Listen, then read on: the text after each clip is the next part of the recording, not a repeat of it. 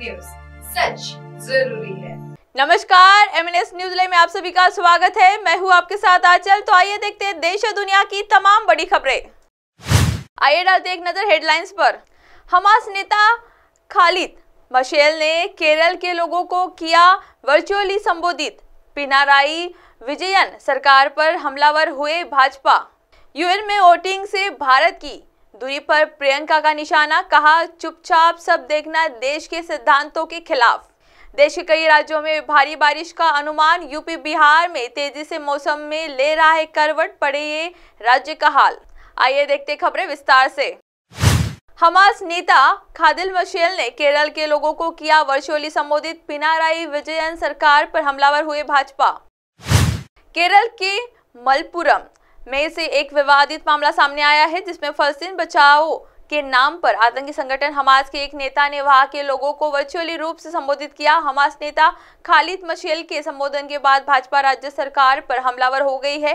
केरल भाजपा के अध्यक्ष सुरेंद्रन ने इस मामले को लेकर राज्य की पिनाराई विजयन सरकार पर हमला बोला है। इजराइल और हमास के बीच संघर्ष शुरू हुए 3 सप्ताह से अधिक हो गए हैं। वही हमास के हमले के जवाब में इजरायली लड़ाकू विमान लगातार उसे ठिकानों पर हवाई हमले कर रहे हैं। इधर भारत में भी इजराइल के समर्थन और विरोध में लोग खड़े हो गए हैं। हाल ही में केरल के मलप्पुरम में से एक विवादित मामला सामने आया है, जिसमें फलस्तीन बचाओ के नाम पर आतंकी संगठन हमास के एक नेता ने वहां के लोगों को वर्चुअल रूप से संबोधित किया है। वही भाजपा ने अब इस मामले में कार्रवाई की मांग की है। हमास नेता के संबोधन के बाद भाजपा हमलावर। हमास नेता खालिद मशेल ने संबोधन के बाद भाजपा राज्य सरकार पर हमलावर हो गई है। केरल भाजपा के अध्यक्ष के सुरेंद्रन ने इस मामले को लेकर राज्य की पिनाराई विजयन सरकार पर हमला बोला है। उन्होंने सोशल मीडिया प्लेटफॉर्म पर एक्स पर इस मामले को लेकर चिंता व्यक्त करते हुए सवाल किया है कि पिनाराई विजयन की केरल पुलिस कहाँ है। उन्होंने कहा कि फलस्तीन बचाओ के नाम पर आतंकी संगठन हमास और उनके नेताओं को एक योद्धा के रूप में महिमामंडित किया जा रहा है, जो किसी भी तरह से स्वीकार नहीं है। आइए बढ़ते अगली खबर की ओर। यूएन में वोटिंग से भारत की दूरी पर प्रियंका का निशाना, कहा चुपचाप सब देखना देश के सिद्धांतों के खिलाफ। भारत ने शुक्रवार को संयुक्त राष्ट्र महासभा में जॉर्डन मसौदा प्रस्ताव पर मतदान करने से दूरी बना ली है। इसमें इजराइल हमास युद्ध में तत्काल मानवीय युद्ध विराम और गाजा पट्टी में निर्बाध मानवीय पहुंच का आह्वान किया गया था। उन्होंने कहा कि मैं हैरान और शर्मिंदा हूं कि हमारे देश ने गाजा में युद्ध विराम के लिए मतदान करने से परहेज किया। कांग्रेस नेता प्रियंका गांधी वाड्रा ने शनिवार को इजराइल हमास युद्ध पर अपनी प्रतिक्रिया दी। उन्होंने संयुक्त राष्ट्र के प्रस्ताव पर नई दिल्ली के अनुपस्थित रहने पर आश्चर्य व्यक्त करते हुए कहा कि फलस्तीन में हजारों पुरुषों, महिलाओं और बच्चों को चुपचाप नष्ट होते देखना उन सभी चीजों के खिलाफ है जिनके लिए भारत हमेशा खड़ा रहता है। भारत ने प्रस्ताव से बनाई दूरी।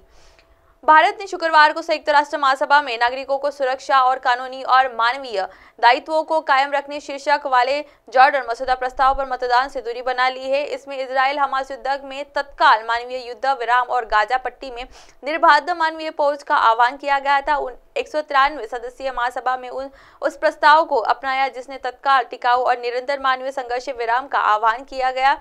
प्रियंका गांधी ने किया पोस्ट। सोशल मीडिया प्लेटफॉर्म पर एक्स पर एक पोस्ट में प्रियंका गांधी ने अपनी बात समझाने के लिए महात्मा गांधी की आग के बदले आग पूरी दुनिया को अंधा बना देती है वाली बात का जिक्र किया। आइए बढ़ते अगली खबर की ओर। देश के कई राज्यों में भारी बारिश का अनुमान। यूपी बिहार में तेजी से मौसम में पलट रहा है मौसम।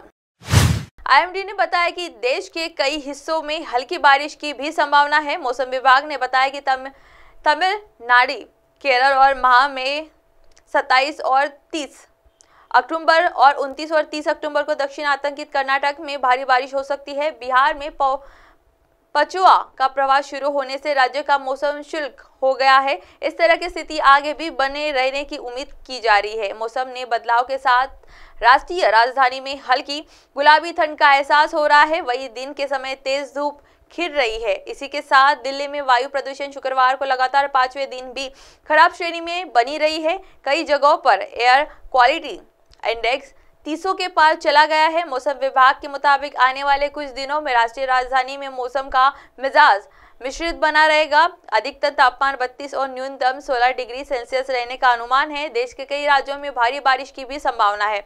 IMD ने बताया कि देश के कई हिस्सों में अगले कुछ दिनों तक मौसम शुष्क रहने की संभावना है। वहीं देश के कई राज्यों में हल्की बारिश की भी संभावना है। मौसम विभाग ने बताया कि तमिलनाडु, केरल और माहे में 27 और 30 अक्टूबर और 29 और 30 अक्टूबर को दक्षिण आंतरिक कर्नाटक में भारी बारिश होने की भी संभावना है। केरल सहित कई राज्यों में बढ़ेगी बारिश की गतिविधियां।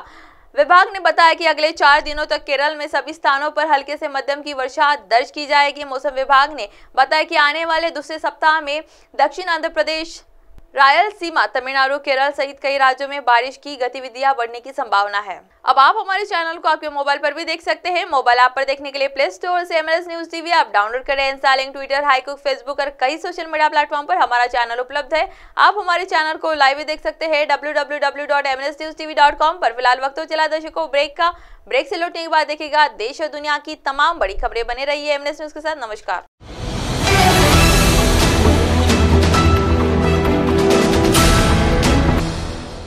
ये है MLS न्यूज नेटवर्क और आप देख रहे हैं MLS न्यूज।